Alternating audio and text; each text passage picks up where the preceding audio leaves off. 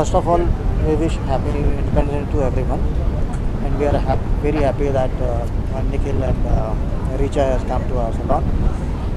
This will definitely give a boost to our salon and will recognition. नहीं, हमें मौका ही नहीं मिलता। आई थिंक हमारे बालों के साथ इतने प्रयोग होते हैं कि ऑफ डे पे तो ऐसे ही छोड़ देते हैं, वरना शूटिंग में तो बहुत कुछ होता है उनके साथ। टोंगिंग, स्ट्रेटनिंग, ब्लो ड्राई, फलाना। आई एम लकी कि मेरे बालों की क्वालिटी अच्छी है तो टिक गए।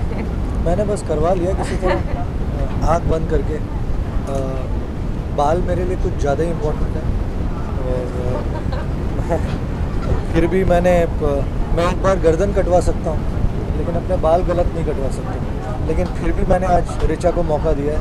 वो तो सतीश जी का नया सैलून खुला है आज और उन्होंने भी धमकी दी कि कटवाना ही पड़ेगा तो मैं मान गया चुपचाप। और आमतौर में कभी मैं किसी को अपने बाल छेड़ने नहीं देता।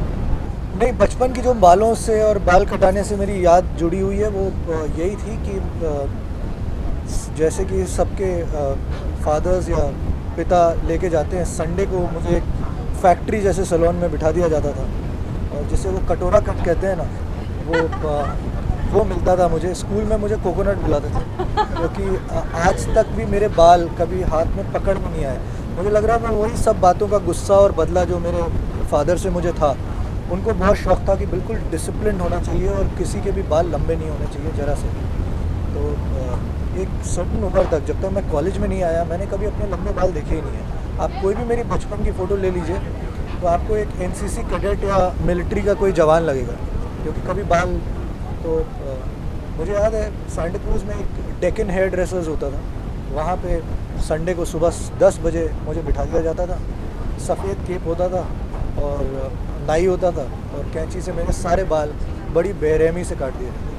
मेरी भी मम्मी मेरे बाल छोटे कटवा देती थी क्योंकि मेरे 4 भाई हैं और उनके कटवाती थी तो मेरे भी कटवा देती थी बॉय कट। तो एक उम्र तक तो पता नहीं चलता था कि एक लड़की भी है।